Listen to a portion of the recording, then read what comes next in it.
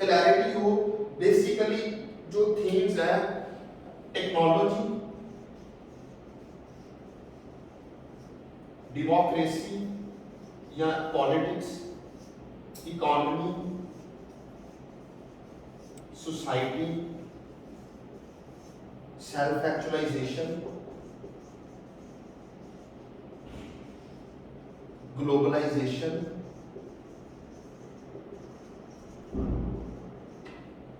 Human rights और इस तरह के और इनके ऊपर आपकी कमांड है। एक तो ये है ना कि डेमोक्रेसी पे आपको नॉलेज है कि जो आपने बेसिकली कहीं नोट्स पढ़े हैं तो उन्होंने थोड़ा बहुत बता दिया। अब उसने जो स्टेटमेंट देनी है आपको उसके साथ कनेक्ट करना है, तो आपको डेमोक्रेसी की कॉन्सेप्चुअल क्लैरिटी, उसका origin, evolution and each and everything clear हो कि ये चीज है, फिर ही आप उसको कनेक्ट कर सकते हैं ना। अब आपने कंप्लीट करके पास करना है। अगर आपने ऑर्डनरी बातें लिख देनी है कि जो कि 4-5 सफों के नोट्स के ऊपर अवेलेबल है, तो फिर आप कैसे पास नहीं हो।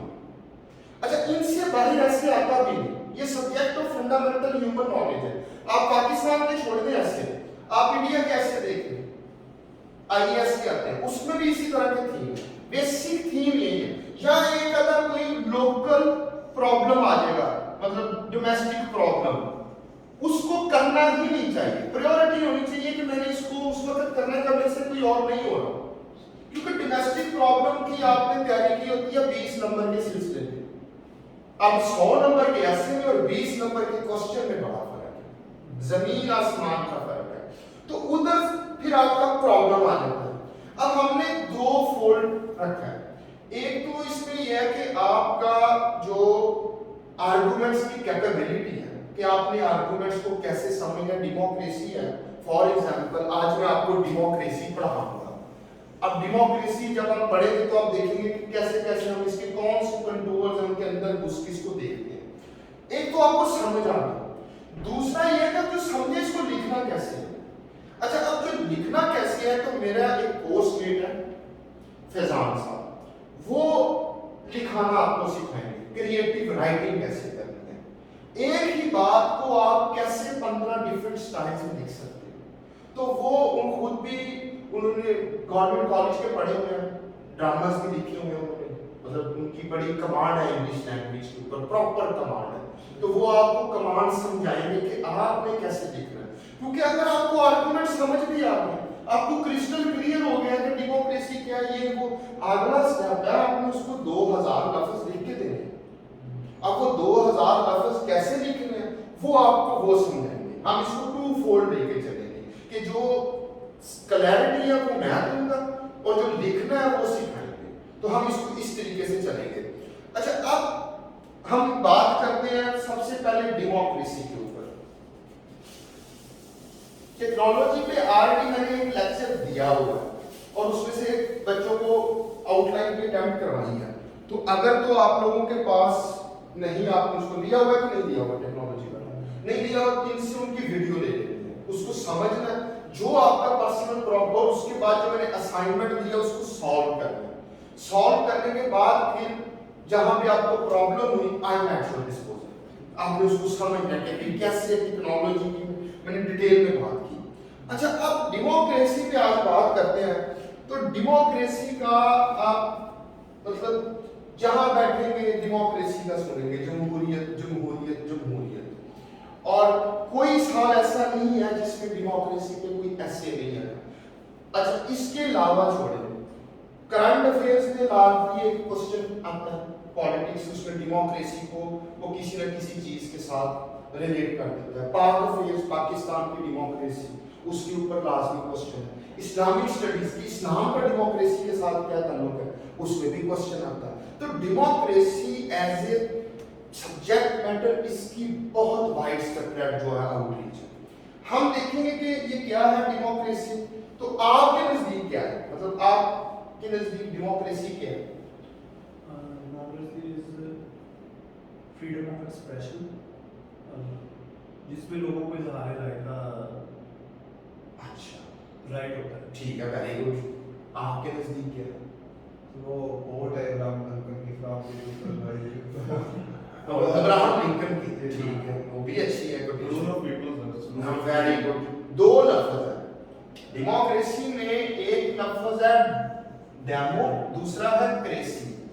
ये ग्रीक्स वर्ड है। Demo means people, demo means people, cracy means rule. अच्छा, अब डेमोक्रेसी को हम दो लेवल्स पे देख सकते हैं। एक तो as a political system, as a political system. लेकिन पॉलिटिकल सिस्टम से पहले पॉलिटिक्स क्या है? पॉलिटिक्स पॉलिटिक्स बेसिकली ये है कि management of affairs of a society, management of people, कि आपकी जो कलेक्टिव पावर है उसको किस तरीके से मैनेज करना है, कि आप सोसाइटी के अफेयर्स एक फिक्स्ड पैटर्न के साथ हो, रूल ऑफ लॉ हो, इस तरह की चीजें। तो पॉलिटिकल सिस्टम बेसिकली अब डिफरेंट किस्म के हैं। एक है मोनार्की। मोनार्की क्या? Rule of one people. कि जैसे आपके मुगल सरबराह थे, इंग्लिश किंग्स, उसके बाद अरेबियन कैलिफ्स, उससे पीछे चले जाए तो इंडियन, मतलब एक बंदे की हुकूमत है। अच्छा, अब पॉलिटिक्स में चार बड़ी पावर्स हैं। पहले तो उनको देखते हैं। पॉलिटिकल सिस्टम में पहली पावर है लॉ मेकिंग। लॉ मेकिंग, देखिए इंसानी अमूर जो है वो किसी न किसी लॉ के तहत चलते हैं, कि चीजें फिक्स्ड पैटर्न के साथ चलेंगी। अदरवाइज हर बंदा अगर अपनी मर्जी करेगा, वो अपने मुताबिक चलेगा, तो फिर तो जी सर आवाज एक दफा फिर कंफर्म करें स्टूडेंट्स को, क्लियर है? क्योंकि आगे वो कह रहे थे मैं चेक कर लिया नहीं। क्लियर है? बस देखिएगा, क्योंकि फिर डिस्कनेक्शन हो जाता है तो फिर किसी को समझ नहीं आती। अच्छा, लॉ क्या है? लॉ ये है कि एक फिक्स्ड पैटर्न के, एक फिक्स्ड मैकेनिज्म के साथ अफेयर्स चले। जैसे वो क्या कहते हैं, क्रिमिनल लॉ है कि अगर एक बंदा किसी को मारता है, पर्पस लॉ का क्या होता है कि सोशल स्टेबिलिटी, कि एक फिक्स्ड पैटर्न से चीजें चले, सोशल मैकेनिज्म जो है वो एक स्मूथ तरीके से चले, सोशल जस्टिस रहे। कि जैसे अगर किसी को एक बंदा मारेगा तो उसके बकायदा फिर प्रोसेस है कि उस लॉ ने मुतय्यन किया है कि पहले वो पुलिस उसको एफआईआर करेगी, फिर उसका ट्रायल होगा, फिर जजमेंट होगा। अगर सिविल लॉज है, प्रॉपर्टी की डिस्प्यूट है, आप कहते हैं ये प्रॉपर्टी मेरी है, तो उसको तयन करने के लिए एक बकायदा मैकेनिज्म रखा गया। तो लॉ बेसिकली एक मैकेनिज्म है, एक रीजन है जिसके जरिए सोसाइटी चलती है। अब लॉज की मुख्तलिफ किस्म है, जैसे डिवाइन लॉ है कुरान पाक, जैसे मैन मेड लॉज है। मैन मेड लॉज में से दुनिया में सबसे पहला लॉ आया कंक्रीट हैमोरबी का 1800 बीसी में, कि जिसने एक कोड दिया। उसके बाद ग्रीक्स ने, फिर रोमन्स ने, फिर एक मुकम्मल उसकी लॉ की एवोल्यूशन है। अच्छा, इसमें ये एक तो लॉ मेकिंग है पावर, दूसरा लॉ इन्फोर्समेंट। मैंने एक कानून बना कि भाई जो बंदा किसी को मारेगा तो उसकी रेट्रिब्यूशन में उसको सजाए मौत दी जाएगी। अब उसको इन्फोर्स करना किसी ने। तीसरा ये है इंटरप्रिटेशन या एडजुडिकेशन। इसके लिए इसको बोलते हैं लेजिस्लेचर, इसको बोलते हैं एग्जेक्टिव प्लस ब्यूरोक्रेसी, जिसका आप भी पार्ट बनना चाहते हैं, और इसको बोलते हैं जुडिशरी। जब रूल ऑफ वन पीपल होगा तो मोनार्क के पास ये तीनों पावर वेस्टेड होंगी। वही कानून बनाएगा, वही उसको इन्फोर्स करेगा, और कहीं डिस्प्यूट आ गया तो वही उसको एडजुडिकेट करेगा।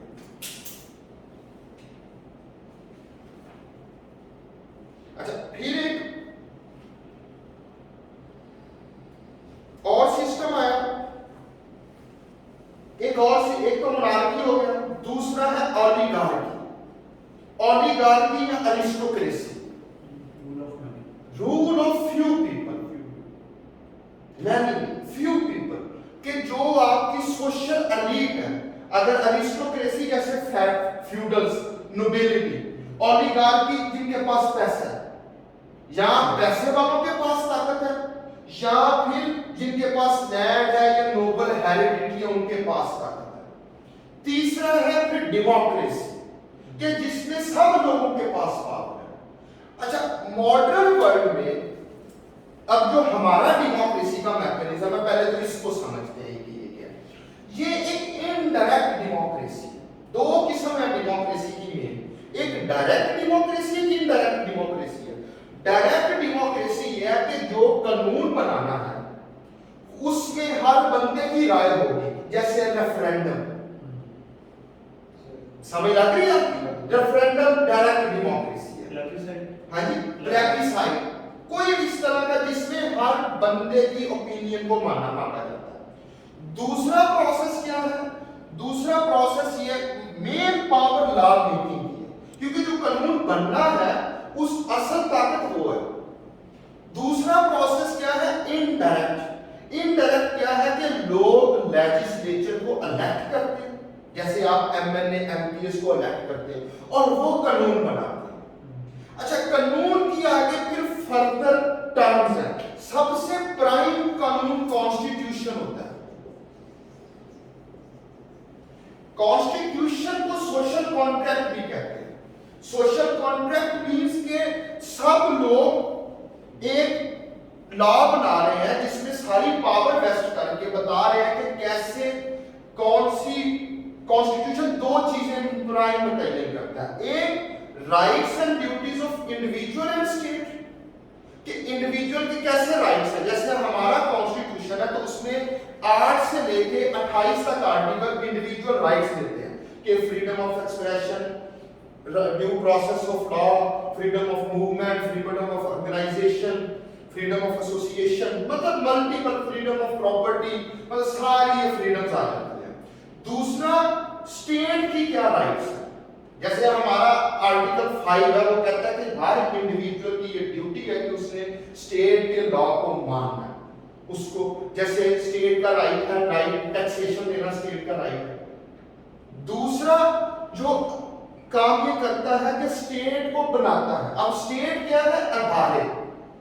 स्टेट है आपके अदारे, जैसे लेजिस्लेचर अदारा है। तो जैसे आपका आर्टिकल जो है 40 से ऑनवर्ड पहले प्रेसिडेंट बनाता है कि भी प्रेसिडेंट जो है स्टेट उसमें वेस्टेड है, सॉवरेनिटी ऑफ स्टेट प्रेसिडेंट में वेस्टेड है। फिर वो लेजिस्लेचर बनाता है, फिर वो जुडिशरी बनाता है, फिर वो एग्जीक्यूटिव बनाता है कि प्राइम मिनिस्टर उसकी कैबिनेट ही होगी।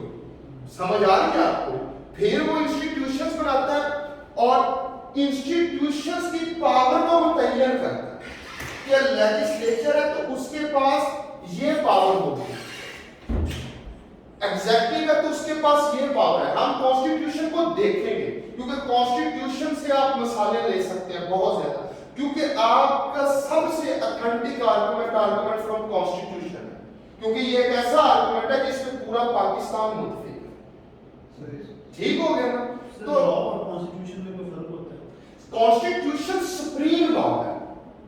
उसके बाद क्या है? नीचे आता है एक्ट।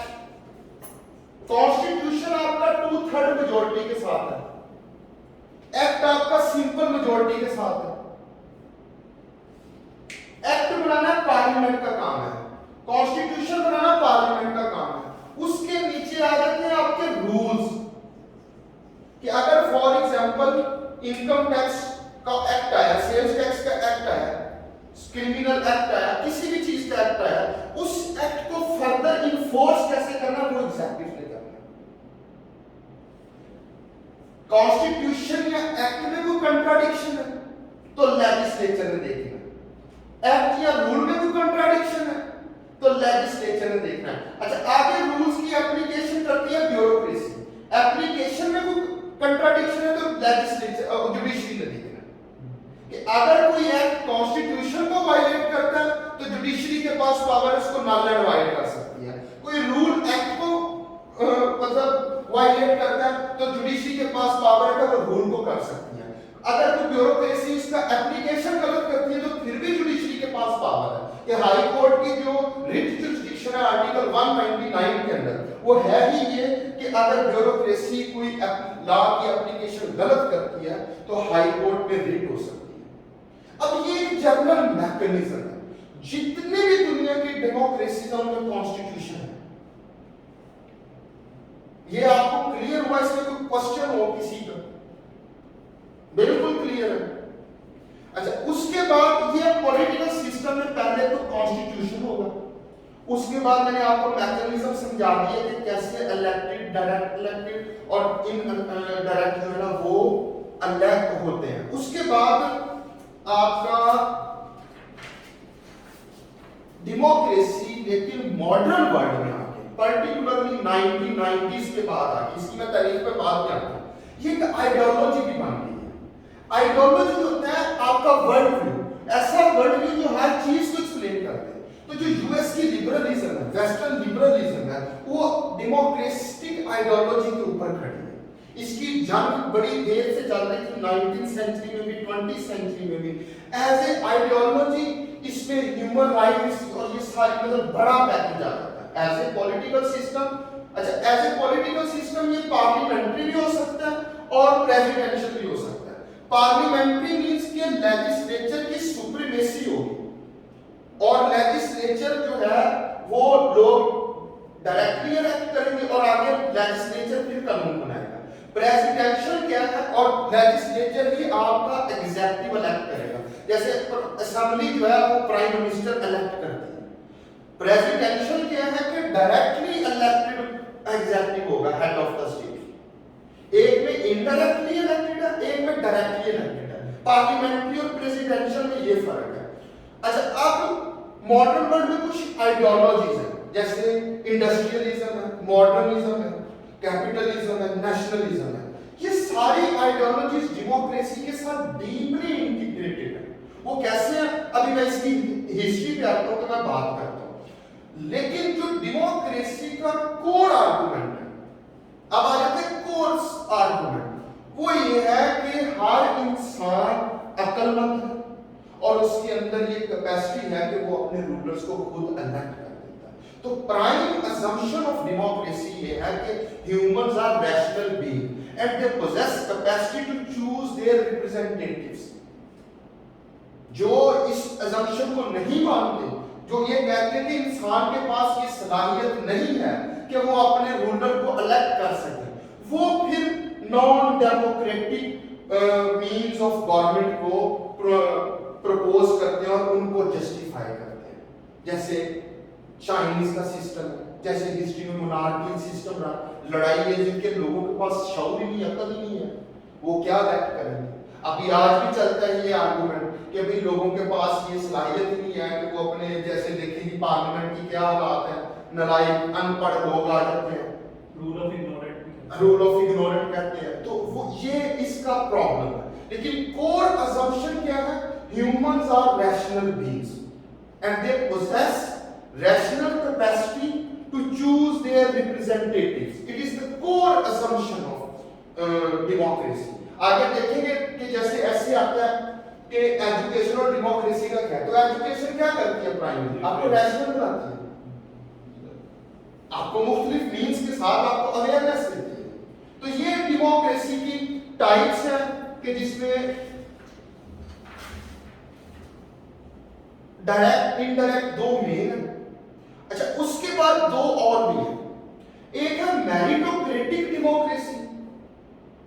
ये प्लेटो का आइडिया था, पहली दफा इसने दिया था। इसने कहा था कि सबको इक्वल अपॉर्चुनिटी देनी चाहिए, लेकिन आगे फिर किसने रूल करना है वो उनकी कैपेसिटी के ऊपर होगा। जैसे आपकी जो ब्यूरोक्रेसी है, इसको मेरिटोक्रेटिक डेमोक्रेसी कहते हैं कि सबके पास, आपके पास जिसकी एज है, जिसकी एक इतनी एजुकेशन है, वो अपीयर हो सकता है। आगे फिर उसकी क्वालिटीज है कि कैपेबिलिटीज को एग्जाम में कैसे मैनिफेस्ट करता है और वो हो जाता है सिलेक्ट। तो इसको कहते हैं मेरिटोक्रेटिक डेमोक्रेसी। एक और वेरिएंट है डेमोक्रेसी का जो है मार्क्सिस्ट डेमोक्रेसी। मार्क्सिस्ट डेमोक्रेसी क्या है? Equality of outcome. वो ये कहता है कि हर बंदे के पास इक्वल इकोनॉमी के मीन्स होने चाहिए, इक्वल इकोनॉमिक मीन्स होने चाहिए और प्राइमरीली पॉलिटिकल पावर नहीं, डेमोक्रेसी में इकोनॉमिक पावर, कि अगर किसी के पास इकोनॉमी होगी तो फिर ही वो राइट पॉलिटिकल डिसीजन मेकिंग कर सकता है। अगर वो अपनी ऑर्डनरी जो रोजमर्रा की जरूरियातें जिंदगी हैं उनके अंदर ही इन्वॉल्व होगा, तो फिर वो सही तरीके से अपनी डिसीजन मेकिंग नहीं कर सकेगा कि किसको इलेक्ट करना और किसको इलेक्ट नहीं करना। तो ये कुछ वेरिएंट्स हैं। ये कैसे हिस्ट्री में बने, ये कैसे कहां से आए, इसके ऊपर बात करते हैं। लेकिन पहले कुछ मैं आपको बताता हूं कि एज ए पॉलिटिकल सिस्टम में डेमोक्रेसी के क्या प्रिंसिपल थीम्स हैं और एज एन आइडियोलॉजी में क्या। क्योंकि क्वेश्चन आता है आपको ऐसे आता है, डेमोक्रेसी का process is a culture other than process.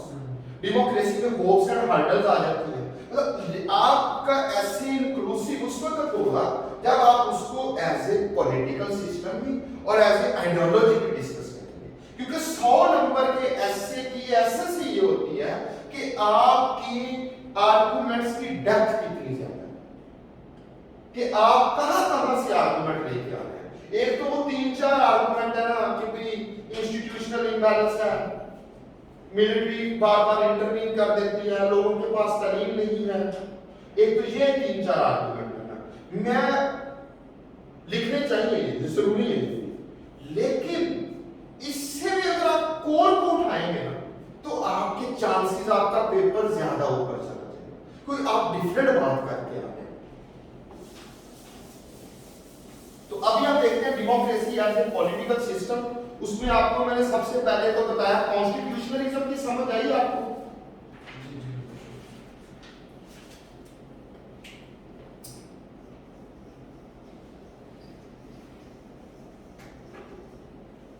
Number 1 constitutionalism.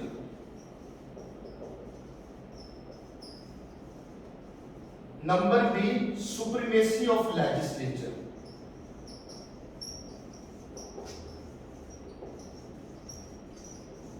कि जो भी लोग इलेक्टेड होंगे for the purpose of law making उनकी सुप्रीमेसी होगी, कि जो वो लॉ बनाएंगे, जो वो रास्ता मुतय्यन करेंगे उसको सबने फॉलो करना। अगर एग्जीक्यूटिव इंटरवीन कर रही है फिर भी डेमोक्रेसी में एज ए प्रोसेस हर्डल है, अगर ब्यूरोक्रेसी इंटरवीन कर रही है फिर भी प्रोसेस में हर्डल है, और अगर जुडिशरी इंटरवीन कर रही है फिर भी प्रोसेस में हर्डल है। ठीक हो गया। अच्छा, तीसरा क्या है? Regular election.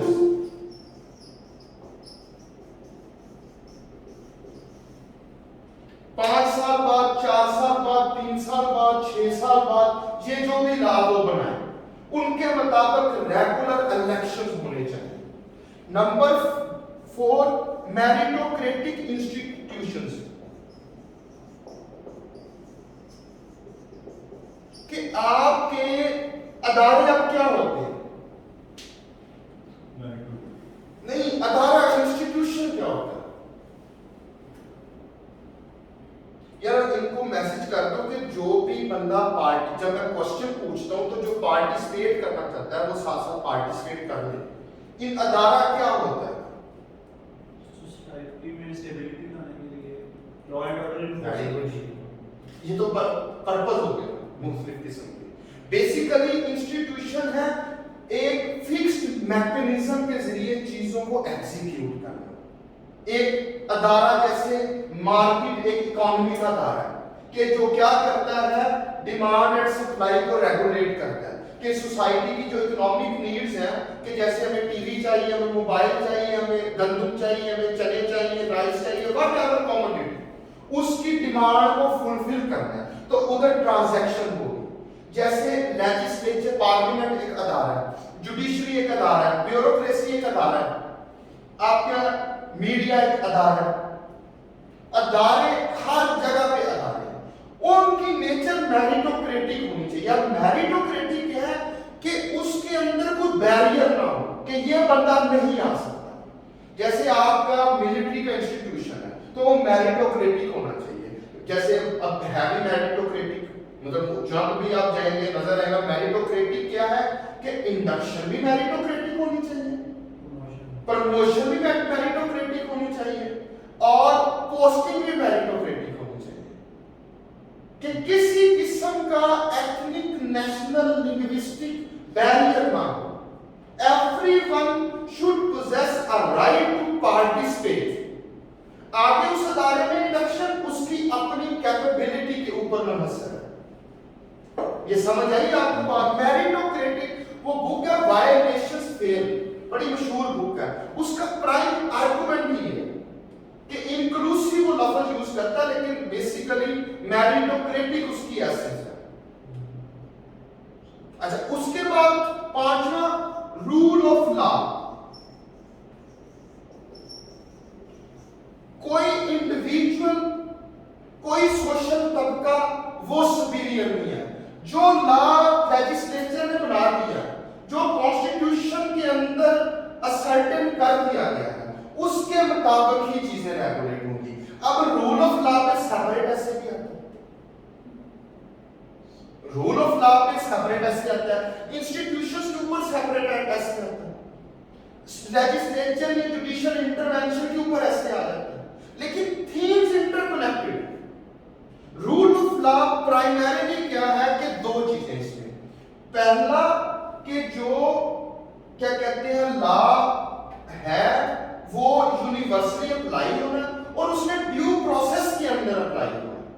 ड्यू प्रोसेस क्या है कि जो भी एक मैकेनिज्म मुतय्यन कर दिया कि अगर किसी ने किसी को मारा है तो उस जिसने मर्डर किया है उसकी पहले बकायदा एविडेंस होंगे, एफआईआर होगी, उसके बाद इन्वेस्टिगेशन होगी, उसके बाद चालान होगा, चालान होने के बाद ट्रायल होगा, फिर जजमेंट होगी।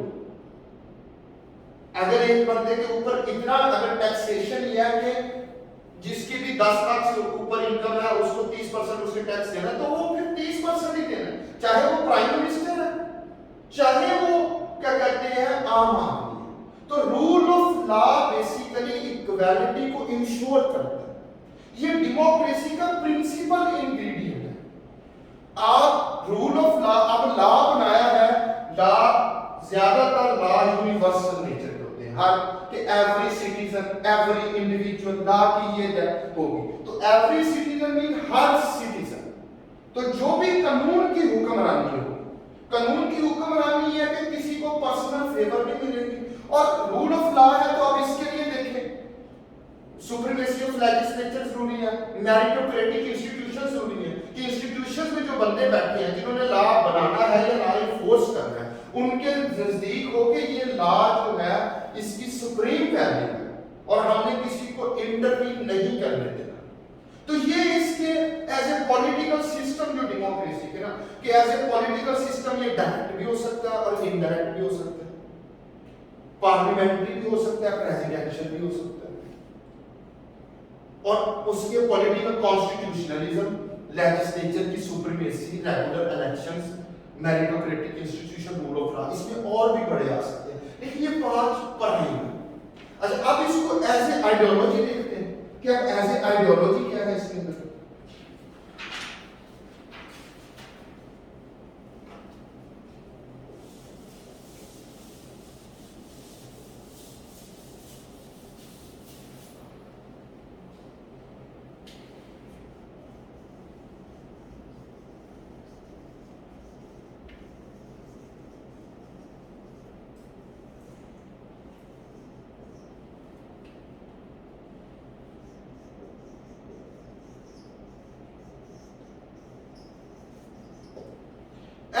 आइडियोलॉजी डेमोक्रेसी का ओरिजिन तो 19th सेंचुरी में, ये अभी मैं अगर हिस्ट्री में इसकी फॉर्मेशन आपको क्लियर होगी, लेकिन इसमें 1945 के बाद पर्टिकुलर जब वर्ल्ड वॉर 2 हुई उसके बाद ये एक आइडियोलॉजी दुनिया में सारे नेशंस ने इसको प्रपोज करना शुरू कर दिया और एक्सेप्ट एम्ब्रेस किया और इंटरनेशनल ह्यूमन राइट्स रेजिम बनी।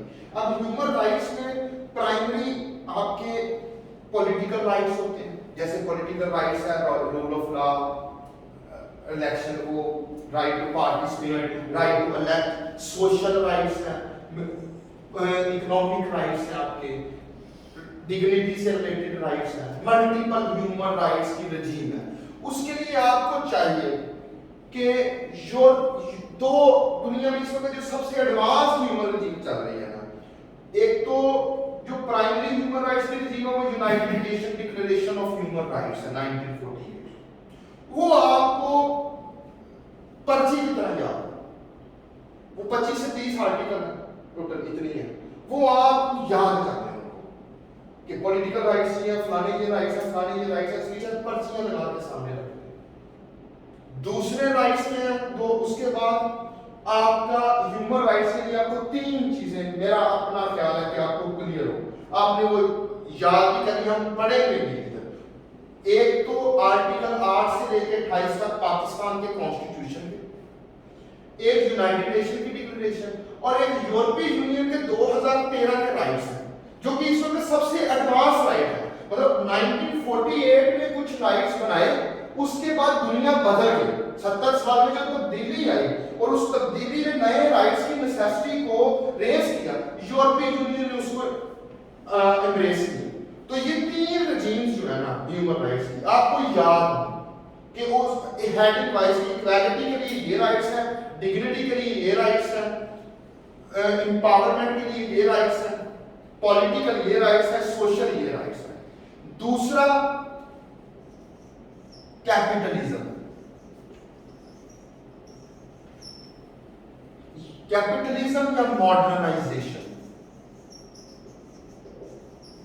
कैपिटलिज्म भी सम सॉर्ट ऑफ डेमोक्रेसी है कि हर बंदे को ये राइट है, स्टेट ने नहीं रेगुलेट करना, लोगों ने रेगुलेट करना डिमांड एंड सप्लाई को, कि हर बंदा इकोनॉमी में पार्टिसिपेट कर सकता है। कैपिटलिज्म एज एन आइडियोलॉजी को हम देखेंगे भी। तो दुनिया में जो डेमोक्रेसी है वो लार्जली यूएस लिबरलिज्म की वजह से कैपिटलिज्म के साथ एसोसिएट होगी, कि जो डेमोक्रेटिक रेजिम्स हैं दुनिया में वो कैपिटलिस्टिक भी हैं।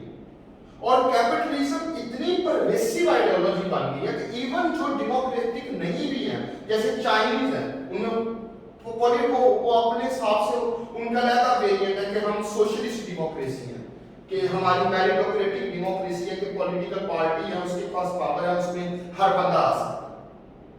तो उनका क्या है, उन्होंने भी कैपिटलिज्म को इकोनॉमिक आइडियोलॉजी होगी ना कैपिटलिज्म या इकोनॉमिक आइडियोलॉजी, लेकिन इन को क्या कहते हैं, एक इनविंसिबल पार्ट है डेमोक्रेसी का कैपिटलिज्म। लेकिन आगे हम जाके देखेंगे ना, तो डेमोक्रेसी बेसिकली डेमोक्रेसी के कुछ सस्टेनिंग फोर्सेस हैं कि जिन्होंने डेमोक्रेसी को किसी भी सोसाइटी में सस्टेन करना है। उसमें मिडिल क्लास एक प्राइम है, इकोनॉमिक एम्पावरमेंट होगी। कैपिटलिज्म क्या है बेसिकली, इकोनॉमिक कंपटीशन। डेमोक्रेसी क्या है, पॉलिटिकल कंपटीशन, कि हर बंदा जो है वो क्या कहते हैं, पार्टिसिपेट कर सकता है इन इलेक्टेड बॉडीज, के कम्पीट करते हैं ना, 4 एमएलए का इलेक्शन लड़ने, वो चारों आपस में कम्पीट करते हैं, पॉलिटिकल पार्टीज आपस में कम्पीट कर रही हैं, लोकल गवर्नमेंट इलेक्शन है तो लोग आपस में कम्पीट कर रहे हैं। तो कैपिटलिज्म क्या है, इकोनॉमिक कंपटीशन, ये सस्टेन करता है डेमोक्रेसी को, क्योंकि कैपिटलिज्म जो है लोगों को एम्पावरमेंट देता है इकोनॉमिक।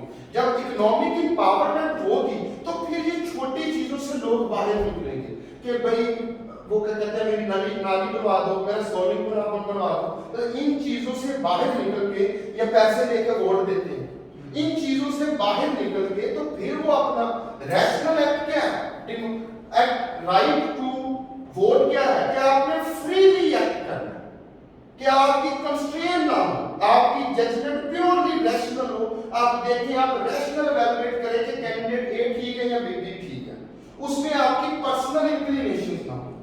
अच्छा, उसके बाद हम जब इसको कहते हैं कैपिटलिज्म जो मिसमैच कर रहा है डेमोक्रेसी, ये बड़ा वो जो अभी जब हम देखेंगे ना 21st सेंचुरी, उसमें प्रॉब्लम आ रहा है कि कैपिटलिज्म जो है वो ओलिगार्की क्रिएट कर रहा है, कॉर्पोरेटिज्म आ रहा है, तो लोगों के पास पावर जो है वो कंसंट्रेट हो रही है। लेकिन एज ए आइडियोलॉजी, क्योंकि डेमोक्रेसी आइडियोलॉजी बनी है 20th सेंचुरी में, इसके जेनेसिस है 19th सेंचुरी में, वो मैं आगे अभी बात करता हूँ ना हिस्ट्री के ऊपर, तो आपको क्लियर होगा कि कैसे ये डेमोक्रेसी कैपिटलिज्म के साथ एसोसिएट होगी। डेमोक्रेसी का ओरिजिन कहाँ पे हुआ, मॉडर्न डेमोक्रेसी का, या यूनाइटेड स्टेट में हुआ, 3 जगह थी, यूनाइटेड स्टेट्स, दूसरा ब्रिटिश, तीसरा फ्रेंच रेवोल्यूशन के बाद। ब्रिटिश भी प्योर डेमोक्रेटिक नहीं है, प्योर तो कोई भी नहीं है ना, कॉन्स्टिट्यूशनल मोनार्की, वो कॉन्स्टिट्यूशनल मोनार्की है, लेकिन वहां पे लोग जो हमने 5 थीम पढ़े वो तो सारे हैं। कॉन्स्टिट्यूशनल मोनार्की है, लेकिन वो मोनार्की को इंडोर्स किसने किया, पार्लियामेंट ने। उसका बजट पार्लियामेंट बनाती है, कॉन्स्टिट्यूशन मोनार्की तो सारा रेगुलेट मोनार्क को पार्लियामेंट करती है। तो जो ये 5 फीचर मैंने ऐसे पॉलिटिकल सिस्टम बताए, नेम ऊपर जो मर्जी दे, वो डेमोक्रेटिक है एज ए पॉलिटिकल सिस्टम। ये कहते हैं कि कैपिटलिज्म भी अभी किधर कहीं भी एग्जिस्ट नहीं करता। क्या कैपिटलिज्म जो है इसकी जगह हर जगह एग्जिस्ट करता है, हमारे पास करता है, चाइना में करता है, दुनिया में हर जगह करता है। सर कैपिटलिज्म में होता है non intervention of government in economic activities, ठीक है, लेकिन जब गवर्नमेंट इसको रेगुलेट करती है, वो देखिए मेरी बात सुनिए, वो जो थी ना नॉन कोड एडम स्मिथ की किताब थी inquiry into the wealth of nation, a bible of capitalism, उसके बाद सोसाइटी चेंज होती गई, स्टेट इंटरवीन तो करती रही क्योंकि स्टेट ने रेगुलेट करना है। मेन चीज ये था कि जो लोगों की फ्रीडम टू, मतलब मैंने ये काम करना है तो मेरी मर्जी, मैंने ये काम करना है तो मेरी मर्जी, कि आपकी जो इकोनॉमिक एक्टिविटी है उसको स्टेट रेगुलेट तो कर रही है लेकिन इन्फोर्स नहीं कर रही। स्टेट उसका रास्ता नहीं मुतय्यन कर रही, रास्ता जो है मार्केट मुतय्यन कर रही है कि क्या डिमांड हो, क्या सप्लाई हो। कैपिटलिज्म के ऊपर चेक क्यों लगे, वो एक अलग बात है कि जब वर्ल्ड वार 1 और वर्ल्ड वार 2 के बाद इकोनॉमिक क्राइसिस आया तो इसकी नेसेसिटी ऑफ रेगुलेशन पे बात हुई, लेकिन फिर 1980s के बाद पर्टिकुलरली जब रेगन यूएस प्रेसिडेंट और थैचर जो है यूके की प्रेसिडेंट, उन्होंने नियो कैपिटलिज्म को इंट्रोड्यूस कराया कि स्टेट की रेगुलेशन को दोबारा रोल बैक करवाया। तो इसी वजह से ये आ रहा है कि कैपिटलिज्म जो है इसका एक आर्गुमेंट भी है कि ये इनहेरेंटली डेमोक्रेसी के साथ एंटीथेटिकल है, क्योंकि democracy capitalism leads to concentration of economic power, accumulation हो रहा है। हाँ, तो ये आर्गुमेंट है। लेकिन कैपिटलिज्म के मार्केट, एक तो ये है ना कि जैसे रशिया का था सिस्टम कि स्टेट बताइए चाहिए इस चीज का रेट ये होगा, इस बंदे ने ये काम करना है, इस बंदे ने, इस कंपनी ने ये एक्टिविटी करनी है। एक ये है कि कंपनीज के पास आजादी है, property rights free. Basically capitalism ये है कि आपकी प्रॉपर्टी राइट्स इंडिविजुअल के पास है, कि स्टेट इंडिविजुअल जो है वो प्रॉपर्टी को अक्यूमुलेट कर सकता है, वो किसी भी तरीके से फ्रीली पार्टिसिपेट कर सकता है। कैपिटलिज्म की एसेंस ये है कि लोगों के पास फ्रीडम ऑफ इकोनॉमिक पावर है। जैसे अब चाइना भी कैपिटलिस्टिक हो गया पिछले 30 सालों में, उधर भी प्राइवेट ओलिगार्क्स आ गए। चाइनीज स्टेट जो है वो उसको स्टेट कैपिटलिज्म बोलते हैं।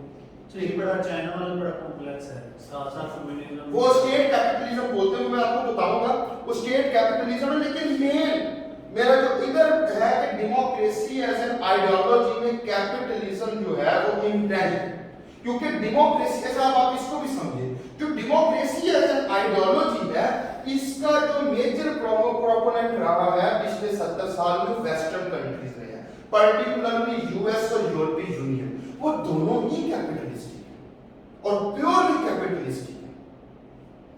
सर एक तरफ हम कहते हैं डेमोक्रेसी इक्वालिटी लेके आएगी, दूसरी तरफ अगर कैपिटलिस्ट देखें तो वो तो इनइक्वालिटी का। देखिए ये जो आर्गुमेंट्स है ना, दो चीजों को आप जरा सेपरेट रखें। एक ये है कि चल क्या रहा है, दूसरा ये है कि हमारी उसमें क्या ओपिनियन है। जो हमारी ओपिनियन है वो बाद में आएगी, पहले तो हमने ये देखना है कि फ्लो क्या है, चीजें चल कैसे रही। मतलब एक चीज है कि डिस्क्राइब करना ये चेयर है तो इसकी चार वो नीचे टांगे हैं, इसके आगे लिखने के लिए है, इसका ब्लू कलर है, इसका ये आप इसको डिस्क्राइब कर रहे हैं, ये ऐसे करके बनी। एक ये होनी कैसे चाहिए, जो होनी कैसे चाहिए वो रहता है। जो मैं आपको चीज समझाने की कोशिश कर रहा हूं वो ये है कि बेसिकली जो डेमोक्रेसी आइडियोलॉजी बड़ी चीज है, आइडियोलॉजी है वर्ल्ड।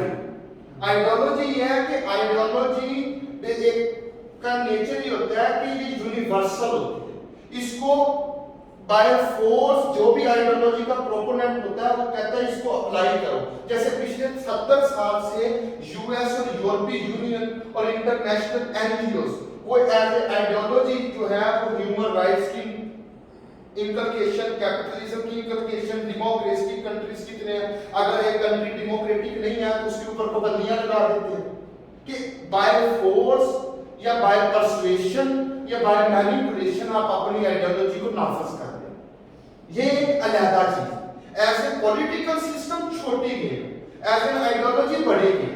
आइडियोलॉजी ऑल एम्ब्रेसिंग होती है। अच्छा, उसके बाद क्या है? लिबरलिज्म। लिबरलिज्म प्राइमरीली क्या है? इंडिविजुअलिज्म, कि हर इंडिविजुअल जो है वो फ्री है और उसके पास ये कैपेसिटी है कि वो अपने आप को मैनिफेस्ट कर सके। तो पॉलिटिकल पावर जो वो अपनी मैनिफेस्ट कैसे करेगा? Through democracy. अच्छा, उसके बाद क्या है? डीप टॉलरेशन, कि जो डिफरेंस ऑफ ओपिनियन है वो, क्योंकि इंसानी सोच लिमिटेड है, इंसानी अकल लिमिटेड है, शऊर लिमिटेड है, तो डिफरेंस ऑफ ओपिनियन नेचुरल है। तो डिफरेंस ऑफ ओपिनियन को टॉलरेट करना, एक ओपिनियन दूसरे पे इन्फोर्स नहीं करना। अगर मतलब जैसे फॉर एग्जांपल एक लॉ, अगर कोई एक कंट्री में 70% मुसलमान और 30% मिनॉरिटी में रह रहे हैं, तो 70% के पास ये राइट नहीं है। डेमोक्रेसी में उनको ये राइट देती है कि जो मर्जी लॉ बना लें, लेकिन उनके पास ये राइट नहीं है कि 30% को कहें कि हम इनको निकाल दे रहे इस मुल्क से, ये कर दे रहे या वो कर दे रहे, ये राइट नहीं है। इसी वजह से मिनॉरिटी राइट्स को सेपरेटली आइडियोलॉजी डील करती है।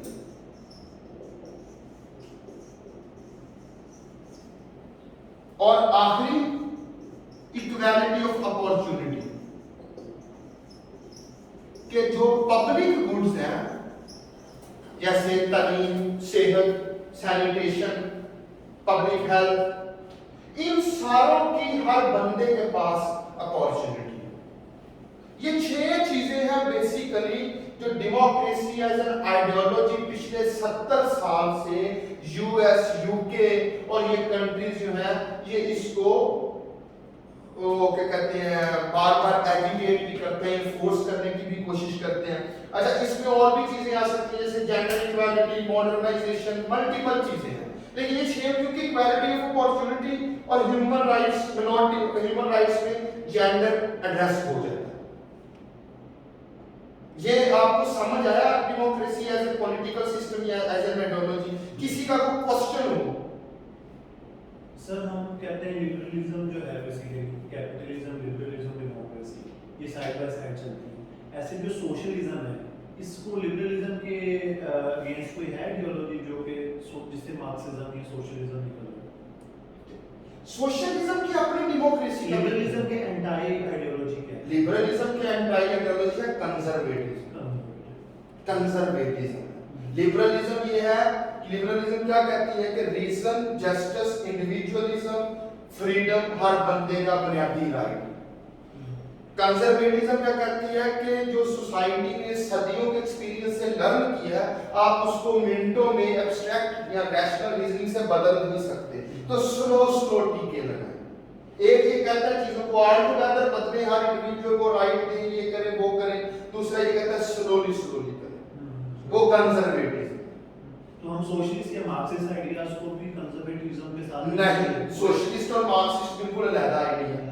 वो प्राइमरी उसका थीम इकोनॉमी से रिलेटेड है। जब हम इकोनॉमी का थीम पढ़ेंगे ना तो उसमें कैपिटलिज्म, सोशलिज्म और ये चीजें पढ़ेंगे। ठीक हो? लिबरलिज्म और नियो लिबरलिज्म, इन दोनों में क्या? हाँ, उसमें क्या, वो बेसिकली जो नियो लिबरलिज्म है ना, ये जो पिछले 30-40 साल में थेचर और रेगन की रिफॉर्म्स के बाद आई है, उसको नियो लिबरलिज्म बोलते हैं। ओके। उसमें नियो लिबरलिज्म बेसिकली देखिए, लिबरलिज्म के कंसेप्चुअल डिफरेंस क्या है? कंसेप्चुअल डिफरेंस ये है कि जैसे फॉर एग्जांपल लिबरलिज्म ने अपने आप को रिफॉर्म किया। दो प्राइमरी, सबसे पहले आई क्लासिक लिबरलिज्म जो कि हॉब्स, जॉन लॉक और रूसो, इनके वेरिएंट्स के ऊपर थी। फिर आई मॉडर्न लिबरलिज्म जो कि उसका क्या नाम है, स्टुअर्ट मिल्स, टोकीले और ये लोगों के कंसेप्ट्स के ऊपर थी। अगर आपने इसको समझना है तो यही जो सोफिया का पेज है, इसके ऊपर लिबरलिज्म एज एन आइडियोलॉजी की फोल्डर भी अपलोड हुआ।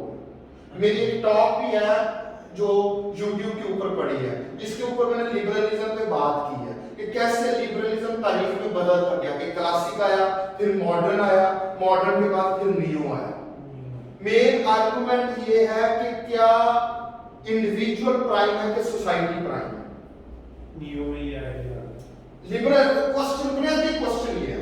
क्लासिक लिबरलिज्म कहते थे इंडिविजुअल प्राइम है, मॉडर्न लिबरलिज्म कहते थे कि सोसाइटी को भी ड्यू राइट देना है।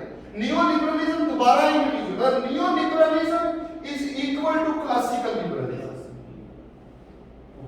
तो ये वो टास्क है, नोट्स भी है, आइडियोलॉजी के ऊपर एक फोल्डर है, आप इनसे ले भी सकते हैं कि उसमें सारी आइडियोलॉजीज एड्रेस है, liberalism, socialism, conservatism, fascism, nationalism, feminism, ecologism, जो में मल्टीकल्चरलिज्म, स्ट्रक्चरलिज्म जो है ना वो एवरी मतलब एक और भी चीज को समझे। Modern world is an age of ideology. और तो हर लफ्ज के आगे इज्म लगा दिया गया। कौन से इज्म इंपॉर्टेंट है आपने उनको समझना है। स्ट्रक्चरलिज्म बेसिकली फंक्शनलिज्म का वेरिएंट है, उसको नाम लेना दिया ना। बेसिकली पिछले 60-70 साल से ज्यादातर लोग जो है वो डेरिवेटिव थिंकर है कि ओरिजिनल थिंकर्स के ऊपर कुछ ना कुछ एक लफ्ज ऐड कर दिया, तो वो जिन्होंने ऐड किया उसको वो अपना एक लफ्ज बना देते हैं। एसेंस वही रहती है पीछे। तो जब आप चीज की एसेंस को पकड़ लेते हैं तो ऊपर के जितने मर्जी इज्म आ जाए आप उनको जो है निकाल देते हैं। ये अब आपको क्लियर हुआ। इसी की डेफिनेशन भी देख ली हमने, इसकी टाइप्स भी देख ली हमने, इसकी एज ए पॉलिटिकल सिस्टम भी देख लिया, एज ए आइडियोलॉजी भी देख ली। अब ये आया कहां से? History, origin and evolution of democracy. तो अगर हम हाइपोथेटिकली देखें ना, ह्यूमन सोसाइटीज की स्टडी देखें तो जो ट्राइबल लोग थे वो डेमोक्रेटिक थे। इसको बोलते हैं प्रिमिटिव ट्राइबल डेमोक्रेसी। सबसे पहले वो क्या था कि ट्राइब्स हैं, तो tribes constituents of multiple families. तो जो वो फैमिली के हेड्स हैं वो मिलके लॉ भी बना लेते थे। कोई मसला जैसे पंचायत एडजुडिकेट भी मिलजुल के कर लेते थे, इनफोर्स भी मिलजुल के कर लेते थे। तो उसमें जो रूलर भी होता था वो प्राइमस इंटर पेयर्स होता था, फर्स्ट अमंग इक्वल्स। जैसे कि प्राइम मिनिस्टर को कहते हैं कि वो कैबिनेट में प्राइमस इंटर पेयर्स है कि first among equals. Particularly UK में ये प्रिंसिपल इंटरेस्ट है। तो ट्राइबल डेमोक्रेसी से स्टार्ट हुआ, लेकिन उसके बाद जब एग्रेरियन रेवोल्यूशन आया और परमानेंट सेटलमेंट हुई, एक्यूमुलेशन ऑफ वेल्थ हुई, तो हर जगह पे मोनार्कियल सिस्टम आ गया। जहां जहां एग्रेरियन सिविलाइजेशन है वहां मोनार्कियल सिस्टम आ गया। 6th सेंचुरी बीसी में एक नई किस्म की सिविलाइजेशन ने जन्म लिया, कमर्शियल सिविलाइजेशन, जो कि ट्रेड के ऊपर बनी थी। जैसे कि Indian civilisation, Chinese civilisation, Egyptian civilisation, middle eastern civilisation, ये एग्रेरियन सिविलाइजेशन है। तो इनमें क्या था कि एम्पायर सिस्टम है, मोनार्कियल सिस्टम है, जो ऊपर एम्परर है, उसके नीचे उसकी पर्सनल फोर्स है, उसकी मर्जी है, जिसको मर्जी को जज लगा दे, जिसको मर्जी को काउंसिल का मेंबर बना दे, सारी पावर उसमें बैठी है। दूसरा वेरिएंट आया कमर्शियल लिबरलाइजेशन सिविलाइजेशन, जो कि ग्रीक्स में आया। सिटी स्टेट्स थी, आपस में तजारत करती थी, जैसे एथेंस, स्पार्टा, कॉलिंथ, मुख्तलिफ सिटी स्टेट्स थी। तो उनमें डेमोक्रेसी आई पहली दफा, डायरेक्ट डेमोक्रेसी। डायरेक्ट डेमोक्रेसी क्या थी कि ग्रीक्स में अगर फॉर एग्जांपल एक टाउन है तो उसके अंदर 70,000 लोग हैं, तो उनमें से स्लेव्स को निकाल के जो कि रिहायशी होंगे सिटीजन, 30,000 है सिटीजन, 20,000 है, तो जो भी लॉ बनेगा वो 20,000 की असेंबली बनाएगा। अच्छा, उसके बाद उन्हीं में से अगर जुडिशरी है तो क्या होगा, 500 बंदा ये फैसला करेगा। जैसे सोक्रेटिस को मारना था, जब सोक्रेटिस की ट्रायल हो रहा था तो 500 लोगों ने फैसला दिया। मतलब सब लोग जज भी हैं, सब लोग इन्फोर्सर भी हैं।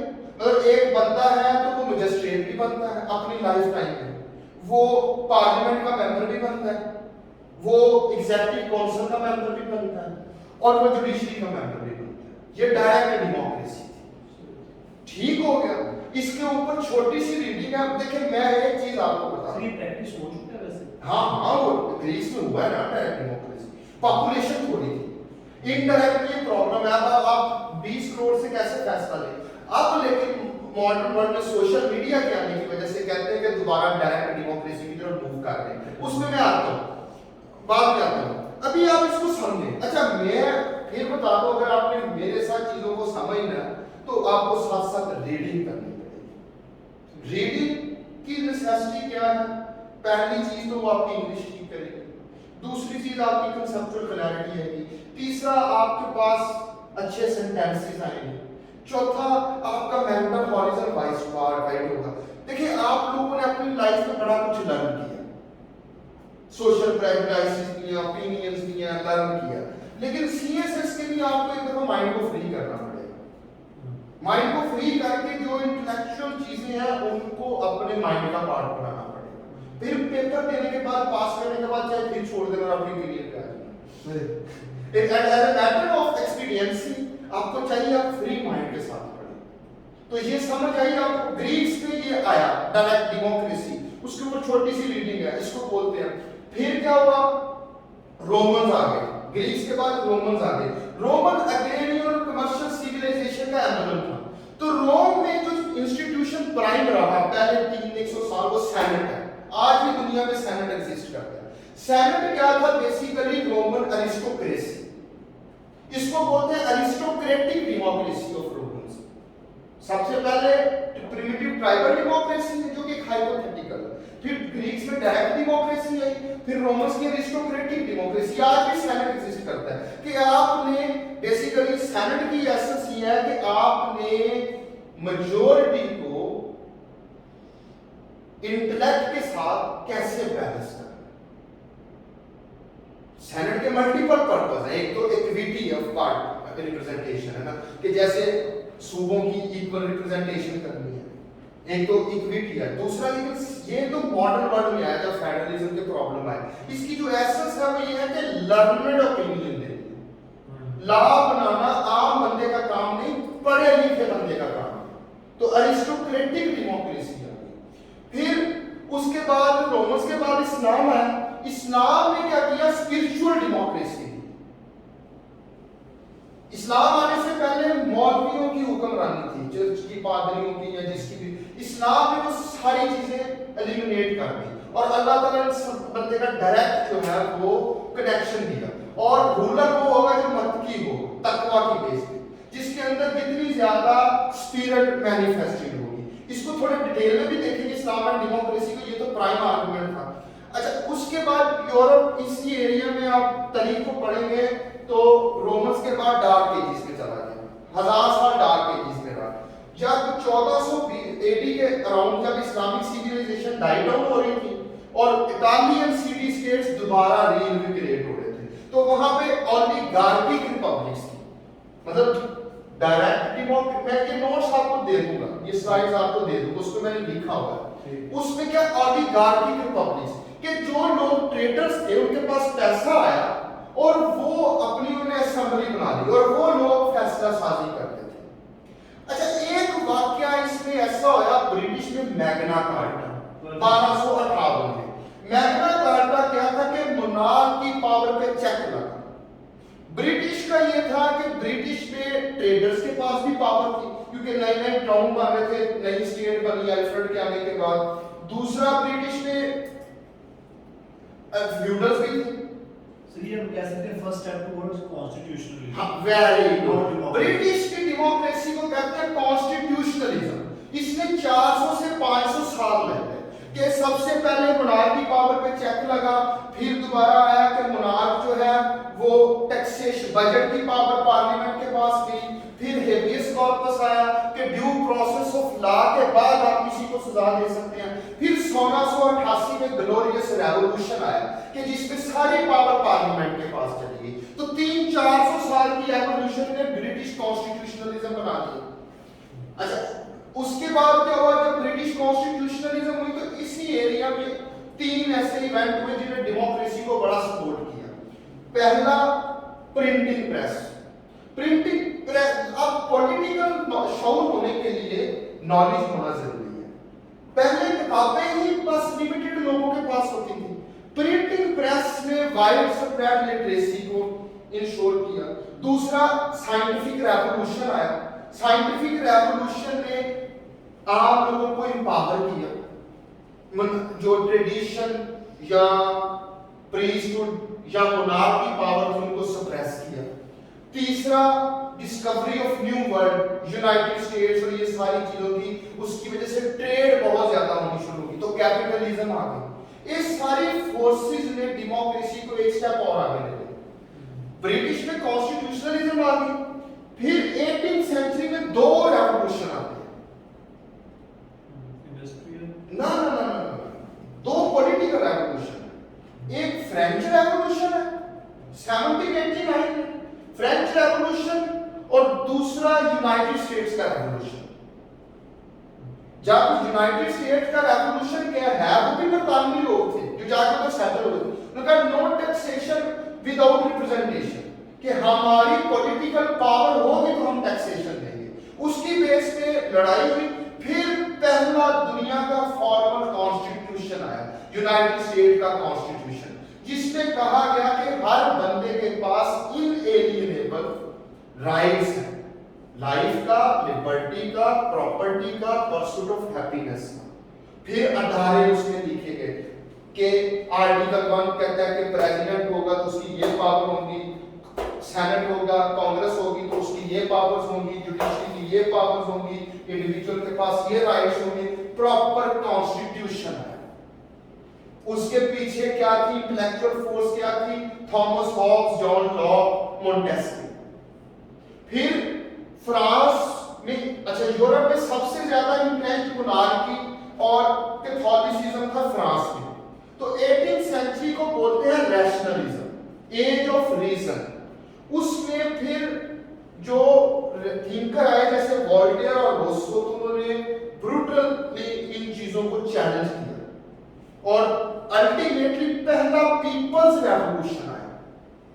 यूनाइटेड स्टेट में तो जंग हुई ना, एक एम्पायर की दूसरे लोगों के साथ जंग हो रही है, लोगों ने फिर बादशाह को उतार के और उल्टा लटका दिया कि मोनार्की की पावर खत्म कर दी और रिपब्लिक बना दी, जिसके अंदर आम लोगों के पास पावर है। पॉलिटिकल रेवोल्यूशन है। अच्छा देखिए, ये जो आ रही है ना रेवोल्यूशन, इसमें जो पार्टिसिपेंट है वो अर्बन एरिया के पूरी पॉपुलेशन के 15-20% है। एक साथ और रेवोल्यूशन है, उसको बोलते हैं industrial revolution. Industrial revolution, modern democracy का ओरिजिन ही इंडस्ट्रियल रेवोल्यूशन है। पहले क्या था सिस्टम कि एक बंदा है, उसके लिए लैंड, दो तरह की ऑक्यूपेशन थी और दोनों ही हेरिडिटरी ऑक्यूपेशन थी। एक आर्टिफैक्ट्स कि अगर कोई कुर्सी बनाता है, मेज बनाता है, बाल काटता है, सर्जन है, जिस तरह का भी है, वो एक नस्लदर नस्ल चल रहा है। दूसरा जमीन की टीलिंग करनी है। तो जो 80% ऑफ पॉपुलेशन है वो 90% of the basic economy needs पे इंट्रेंच है। इंडस्ट्रियल रेवोल्यूशन में क्या हुआ कि जनाब इंडस्ट्री बनी, मशीन आई ना।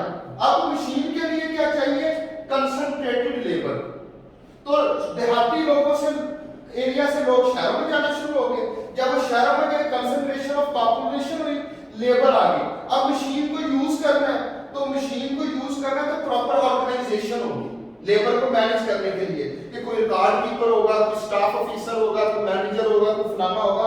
अब किसको मैनेजर लगाना है, किसको स्टाफ ऑफिसर लगाना है, किसको रिकॉर्ड कीपर लगाना है, ये क्या चीज आएगी, डिटरमिन करेगी, वो करेगी तालीम, एजुकेशन। तो लोगों के पास प्राइवेट इंसेंटिव आया कि एजुकेशन पे इन्वेस्ट करें, तो लिटरेसी रेट हाई हो गया। अच्छा, अब दूसरा ये है कि कैपिटलिस्टिक जो बंदा था उसकी तो एक ही अर्थ था कि मैंने प्रॉफिट कैसे कमाना है, तो लेबर की एक्सप्लॉइटेशन थी, 18-20 घंटे काम करते थे। कंसंट्रेशन ऑफ पॉपुलेशन की वजह से ऑर्गेनाइज्ड पॉलिटिकल एक्टिविटी स्टार्ट होनी शुरू होगी कि लेबर के जो हमें जनाब 200 बंदे उन्होंने स्ट्राइक कर दी कि हमें जनाब इतने घंटे के लिए काम करना चाहिए और हमारी वेजेस इतनी होनी चाहिए, डिमांड्स आनी शुरू हो गई।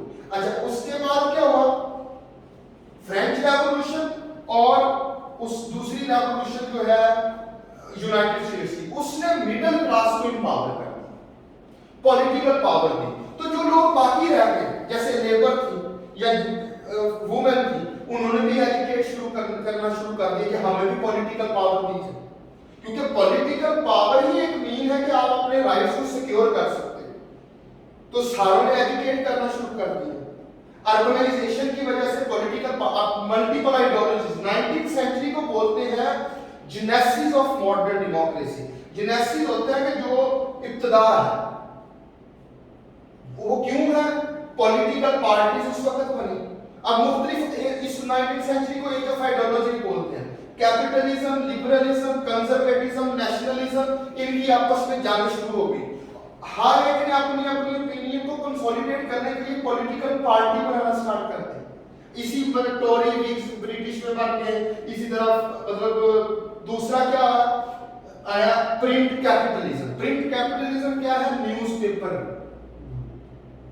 पहले न्यूज़पेपर प्रिंट प्रेस ने ये नेसेसिटेट कर दिया कि अखबारों की आउटरीच वाइड स्प्रेड होगी, हर एक अपनी अपनी ओपिनियन लिखता था। तो एक बंदा है लेमैन है, वो अखबार खोलता है, उसको हर किस्म की आइडियोलॉजी का ओपिनियन मिलता है, हर दुनिया में क्या चल रहा है उसके ऊपर ओपिनियन मिलता है। तो वो ओपिनियन उसकी अवेयरनेस को एनहांस कर देता है। तो प्रिंटिंग प्रेस या इंडस्ट्रियलाइजेशन के बाद के बगैर तो प्रिंटिंग कैपिटलिज्म पॉसिबल ही नहीं थी। अच्छा, उसके बाद दूसरा क्या हुआ कि जो एग्रेरियन सिस्टम है उसमें लार्जली लेबर बॉन्डेड होती है। आज भी ये मसला है, आप लोग जो जनूबी पंजाब से हैं उधर अभी मसला मज़ारों वाला ये इस तरह के, तो बॉन्डेड लेबर है। इधर क्या है? फ्रीडम है। भाई मेरी इतनी तनख्वाह दो तो मैं काम करूंगा, वेजेस है। तो उसने सोशल और इकोनॉमिक एम्पावरमेंट दी। वो बॉन्डेज से आजादी होगी तो लोग पॉलिटिकल राइट्स के लिए बात करेंगे ना। फिर उसके अलावा जो इंडस्ट्रियलाइजेशन ने प्रोडक्शन इनहांस की, तो उस प्रोडक्शन की वजह से लार्जली लोग अमीर होना शुरू हो गए, सोशल मोबिलिटी इंक्रीज होगी। तो जितनी आपकी सोशल मोबिलिटी होगी उतनी ही आप पॉलिटिकल पावर के लिए एस्पायर करेंगे। कि एक बंदा है, आम बंदा है, वो अगर गांव में बैठा हुआ है, उसका कोई मतलब इंडस्ट्री की वजह से वो इंडस्ट्री में ला लेता है, उसके पास पैसा आता है, तो वो जो भी उस उधर का पावर होल्डर होगा उसको चैलेंज करेगा कि मैं भी इलेक्शन लड़ना है, मुझे भी राइट्स दो। तो 19th सेंचुरी में ही ये लेबर मूवमेंट चली। 19th सेंचुरी से ही फेमिनिस्ट मूवमेंट की ओरिजिन है। 19th सेंचुरी में ही कॉलोनियल रेजिस्टेंस की ओरिजिन है। कि 19th सेंचुरी को एज ऑफ इंपीरियलिज्म भी बोलते हैं। 18वीं 17वीं सदी में ब्रिटिश ने कॉलोनीज बनाई, लेकिन 19th सेंचुरी में कंपटीशन चल पड़ा। उस सबसे ज्यादा कॉलोनाइजेशन 19th सेंचुरी में, जब पूरा अफ्रीका काट लिया गया, एशिया के जो रह गए थे एरिया उनको भी यूरोप ने आपस में डिवाइड कर दिया। तो पेरेंटल डेमोक्रेसी भी स्टार्ट हुई। जैसे 1861 का एक्ट, इधर 1890 का पाकिस्तान में। पाकिस्तान में भी आप डेमोक्रेसी देखेंगे तो 19th सेंचुरी में जेनेसिस है। Print capitalism of sir Syed, रिसाले लिख लिख के लोगों में अवेयरनेस बढ़ाई। इंडस्ट्रियलाइजेशन थोड़ी सी उस वक्त स्टार्ट हुई।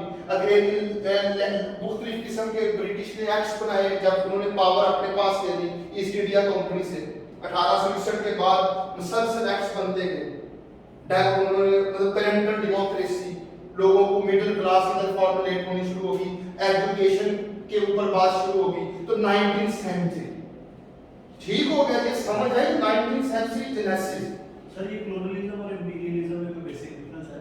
नहीं, कोई इतना बेसिकली इंपीरियलिज्म ये कहते हैं ना कि आपने अब एम्पायर बनाना है, तो एम्पायर कैसे बनानी है? कहीं ना कहीं कानूनी बना के बनानी है, कॉम्प्लीमेंट्री है।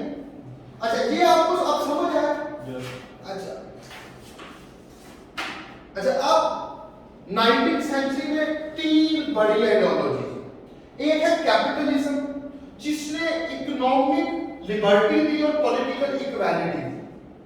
कैपिटलिज्म का देखें आज इसके साथ मसले हैं डेमोक्रेसी को, लेकिन डेमोक्रेसी को फोस्टर भी कैपिटलिज्म ने किया। कि कैपिटलिज्म जो थी उसने मिडिल क्लास बनाई, उस मिडिल क्लास ने फ्रांस और यूनाइटेड स्टेट्स में रेवोल्यूशन लेके आए, और उसके बाद उस मिडिल क्लास ने वो क्या कहते हैं एक लार्जर पॉलिटिकल पावर एक्वायर की। अच्छा, उसके बाद आ गई सोशलिज्म। सोशलिज्म ने लेबर को पावर दी। तीसरा आ गया नेशनलिज्म। नेशनलिज्म भी 19th सेंचुरी में आइडियोलॉजी है कि जो नेशन स्टेट सिस्टम है, इसके ऊपर ज्यादा बात करेंगे। लेकिन नेशनलिज्म का भी प्राइम थीम क्या है कि अगर ये एरिया ए है तो तो इसमें जितने लोग बसते हैं उनके पास सेल्फ डिटर्मिनिज्म की पावर है कि वो अपने रूलर्स को, अपनी पॉलिटिकल पावर को, अपनी सोवरेनिटी को खुद मुतय्यन कर सकते हैं, कोई एक्सटर्नल रूलर नहीं कर सकता। नेशनलिस्टिक मूवमेंट क्या थी कि भाई हमें आजादी दो, हम अपना रास्ता खुद मुतय्यन करें गोरों से। अच्छा, जब सेल्फ डिटर्मिनिज्म है तो नेशन ये अज्यूम करता है कि हर इंडिविजुअल बराबर है और नेशन का इक्वल पार्टिसिपेंट है। तो नेशनलिज्म में भी डेमोक्रेसी को इंड्यूस किया, पर्टिकुलरली यूनिवर्सल एजुकेशन। नेशनलिज्म के बाद है, पहले तो प्राइवेटाइज्ड एजुकेशन थी ना, फिर जब नेशनल बना तो क्या आपने एक नेशन को एक पॉइंट पर इकट्ठा करना है तो उन सारों को तालीम देने की जरूरत है। ठीक हो गया, तो यूनिवर्सल एजुकेशन आ गई। उसके बाद कैपिटलिज्म ने इकोनॉमिक लिबर्टी दी और आप पॉलिटिकल पावर के लिए इंस्पायर करना शुरू कर दिया। सोशलिज्म ने लेबर को कॉन्शियसनेस दी कि भाई आप क्यों एक्सप्लॉइट हो रहे हैं, आप भी पॉलिटिकल पावर में, तो लेबर पार्टीज बननी शुरू होगी। हर पूरे यूरोप में लेबर पार्टीज बनी और सोशलिस्ट डेमोक्रेसी भी आई कि भाई हमने रेवोल्यूशन लाके इकोनॉमिक इक्वालिटी नहीं लानी, बल्कि हमने सिस्टम के अंदर रह के करना है। तो सोशलिस्ट डेमोक्रेसी जो है वो डेमोक्रेसी और कैपिटलिज्म का आपस में यूनियन है। जो मॉडर्न वेलफेयर रूल्स आए हैं कि वेलफेयर के भाई हर स्टेट ने इन्वेस्ट करना है एजुकेशन के ऊपर, हेल्थ के ऊपर, labour social corporate responsibility, labour laws, labour rights, ये सारा विद इन डेमोक्रेसी के स्ट्रक्चर में हुआ। इसमें न्यू डील जो 1936 में आई तो वो यूनाइटेड स्टेट्स में, तो उसके बाद स्टेट रेगुलेशन इनहांस होगी कि कैपिटलिज्म, उसको ही मॉडर्न लिबरलिज्म है ये कि कैपिटलिज्म को आप रेगुलेट करें, otherwise it lead to unbridled materialism and accumulation of power, economic power. ठीक हो गया। अब ये 19th सेंचुरी चल रही है। 20th सेंचुरी को कहते हैं consolidation of democracy. 20th century के स्टार्ट में हो गई वर्ल्ड वॉर 1। वर्ल्ड वॉर 1 क्या थी? डेमोक्रेटिक और मोनार्कियल कंट्रीज के दरमियान पावर स्ट्रगल, कि एक तरफ मोनार्क्स थे, जर्मन का मोनार्क, इटली का मोनार्क, और इटली का जर्मन का मोनार्क, ऑटोमन एम्पायर, ये मोनार्कीज थी, और दूसरी तरफ जो है वो डेमोक्रेसी थी। अच्छा, वर्ल्ड वॉर 1 के बाद डेमोक्रेसी एक्सपैंड हुई कि जो ऑटोमन एम्पायर ब्रेक हुई, जर्मन एम्पायर ब्रेक हुई, रशियन एम्पायर ब्रेक हुई, तो जो नए कंट्रीज थे उनमें नेशनलिज्म की मूवमेंट की वजह से नई डेमोक्रेसी है। वर्ल्ड वॉर 2 प्योरली फैशिज्म और डेमोक्रेसी के दरमियान पावर स्ट्रगल है, और वर्ल्ड वॉर 2 के बाद फिर democracy as a political ideology बन गई, जिसमें यूनाइटेड नेशन ह्यूमन राइट्स और यूनाइटेड स्टेट्स ने फिर इसको एक इन्फ्लुएंस करने के लिए, अपने एरिया बनाने के लिए डेमोक्रेटिक रेजिम्स की एसोसिएशन बनाई। दूसरी तरफ क्या थी? Communism, Russian communism, cold war. Cold war में डेमोक्रेसी या कैपिटलिज्म की सोशलिज्म या कम्युनिज्म के साथ जंग थी। 1990 में डेमोक्रेसी एज एन आइडियोलॉजी, जब फुकुयामा ने एंड ऑफ हिस्ट्री किताब लिखी तो क्या थी कि बेसिकली अब हर आइडियोलॉजी खत्म हो गई, दुनिया में एक ही आइडियोलॉजी, उसका नाम है डेमोक्रेसी। तो 1990 is a peak of democracy. 1990s में बहुत ज्यादा दुनिया में कंट्रीज डेमोक्रेटाइज हो गई। फिर डेमोक्रेसी की वेव को कोई रेजिस्ट नहीं कर सका। पहली वेव आई डेमोक्रेसी की 19th सेंचुरी में, प्योरली वेस्टर्न कंट्रीज में। फिर आई दूसरी वेव आई वर्ल्ड वॉर 1 के बाद, ईस्टर्न यूरोपियन कंट्रीज में। तीसरी वेव आई 1945 के बाद, डीकोलोनाइजेशन के बाद, जैसे पाकिस्तान, इंडिया, ये कंट्रीज। और फोर्थ वेव आई 1990s में कि जो कम्युनिस्ट रेजिम्स थी वो भी डेमोक्रेसी होनी शुरू हो गई, डेमोक्रेटाइज। अब आपको ये समझ आई कि कैसे आइडियोलॉजी बनी, कैसे पहले 18th सेंचुरी और 19th सेंचुरी में पॉलिटिकल सिस्टम था और 20th सेंचुरी में ये एलिमेंट होके आइडियोलॉजी बन गई। सिस्टम है उनका, वो पार्टी को खिलाफ आप कोई बात नहीं कर सकते, पार्टी के अगेंस्ट नहीं आप जा सकते, और जो एग्जिस्टिंग पावर स्ट्रक्चर उसके अंदर ही रहना है।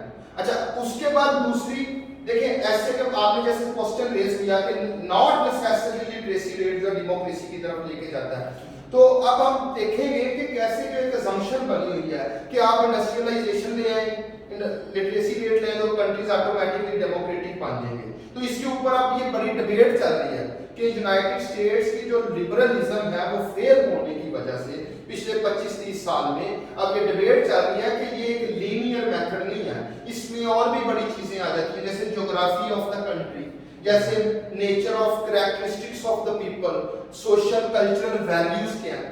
जैसे कि टोकिले था एक राइटर, उसने 1836 में किताब लिखी डेमोक्रेसी इन अमेरिका। तो उसने कहा, पहली दफा जिसने कहा कि डेमोक्रेसी प्रोसेस नहीं कल्चर है, उसने ये किताब लिखी और उसने साबित किया कि डेमोक्रेसी एक कल्चर है और यूनाइटेड स्टेट्स में डेमोक्रेसी इस वजह से है क्योंकि ये कल्चर डेमोक्रेसी को सपोर्ट करता है। तो ये जो डिबेट्स है ना इसके ऊपर, अब कुछ डिबेट्स हैं डेमोक्रेसी के ऊपर, वो हम कल करेंगे।